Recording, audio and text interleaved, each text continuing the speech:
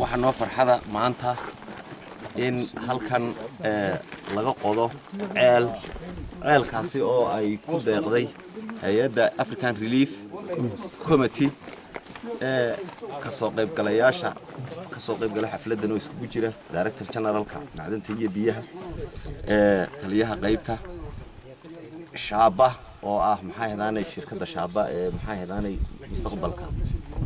iyaduna biyaha magaalada qaabilsan adeeg bixinta leh iyo dhamaanba madaxda kale ee ka soo qayb gashay shirkadaha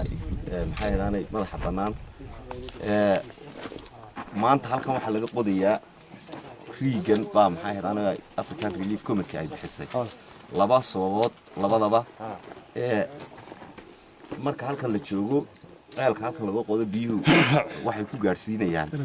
gravitation bay biyaha ku gaarsiinayaan magaalada iyadoo magaalada qaybteeda sokona ay raadanto aanay biyaha amuud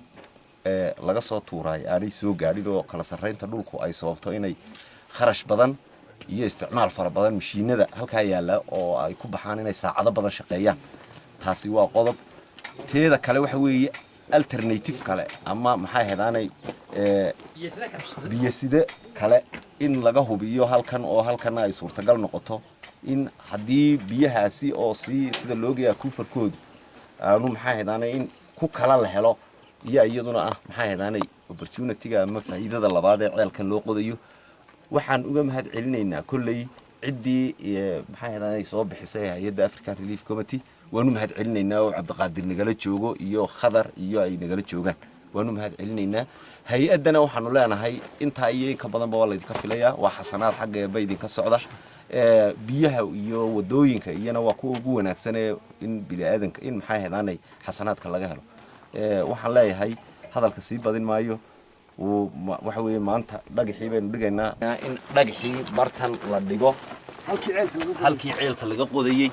horta waxaan ku ducaysanaynaa waxa lagu ducaystaa Ilaahay ha nooga dhigo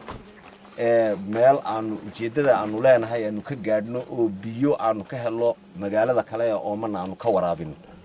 koow in Ilaahay nooga dhigo aamiin baan leenahay hay'adana Ilaahay xasanaad ka siiyo waxaan ku soo dhaweynayaa kullay hadal badan cadceeduna kulushahay waxaan ku soo dhaweynayaa Cabdiqaadir baan ku soo dhaweynayaa maxay hadaanay ninka mas'uulka uga ah hay'adda African Relief wadida ceelkana waxaan ku soo dhaweynayaa Cabdiqaadir baan ku soo dhaweynayaa بسم الله الحمد لله والصلاة والسلام على رسول الله وعلى آله وصحبه وسلم كل إله سبحانه وتعالى أيام هذي مسلمين نقدر جاي مرلبات حنا مهنا قلنا مدحنا نقول جوكتا وزارة معدن تيبيها دقة مقالة بورما تليها قيبتها شعبه أيضنا قيبت بيها قول كوقابل سن يدمان عندنا نقول سواء قيب شيء مرتشرفته كل هنا هانتي biyuhu waa nolosha ay lafdabar u yihiin meel nabi oo lina nolol ma taalo in badan bay markaa madaxda gobolka ku celinayeen bal in qaybtan Shaylaha in la tijaabiyo waxaan rajaynaynaa intan oo isku timinday in Ilaahay ku asturo in meeshan biyo laga helo oo ay magaalada iyo ummadda halka ku noolba ay biyahaasi waraabiyaan Ilaahay waxaan ka baryaynaa in ceelkaas uu noqdo ee lagu intifaaco oo ummaddu markaa ay ka cabto intii la soo baxdayna ajri iyo xasanaadkooda Ilaahay subxaanahu wa ta'aala anu maxaan ku ka habaabin oo siiyo aad buu mahadsanyihiin dhamaantan la soo qayb gashay xafladan aan maanta ku bilaabayno ceelkii aan doonayna Shaylaha inaan ku tijaabino run ahaantiina waa ceelkii sagaalaad ayuu noqonayaa oo riigo hay'addu qodo awda la wax ka noqonaya ceelka afraad hay'addu ka samayso aad bad mahadsantiin taliya qaybta maayirka hay'adda Islamic Relief Committee shirkadda biyaha Boorama shaaba kasoo qaybgalayaasha ganacsatada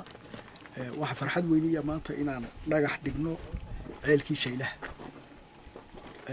oo ah meel bilow ah oo aan filayno inaan ka helo source kale oo biyo ah oo naga soo saaro magaalada Boorama si aan culayskana uga qaadno dhamuug iyo camuud oo ah maanta meesha kaliya ay biyaha ka hesho Boorama shakina aan ka qabno inay muddo dhow qalalayaan horta Ilaahay marka hore waxaan ka rajaynaynaa inuu inoo wasturto halkana aan ka helo akfaar fiican ama ballay weyn oo biyo ah oo dhulka hoostooda ku jira kaasoo aan magaalada dhinaca kale kaga waraabin hay'adda Islamic Relief African Relief Committee waxaan uga mahad celinaynaa mahadda ugu horeysa ilaahay baa leh ceelkan ay nagu caawiyeen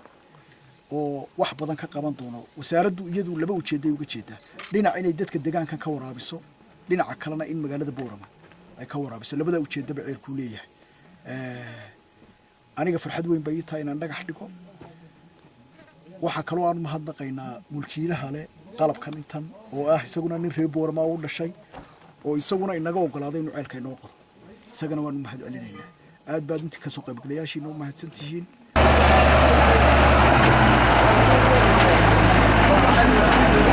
Laga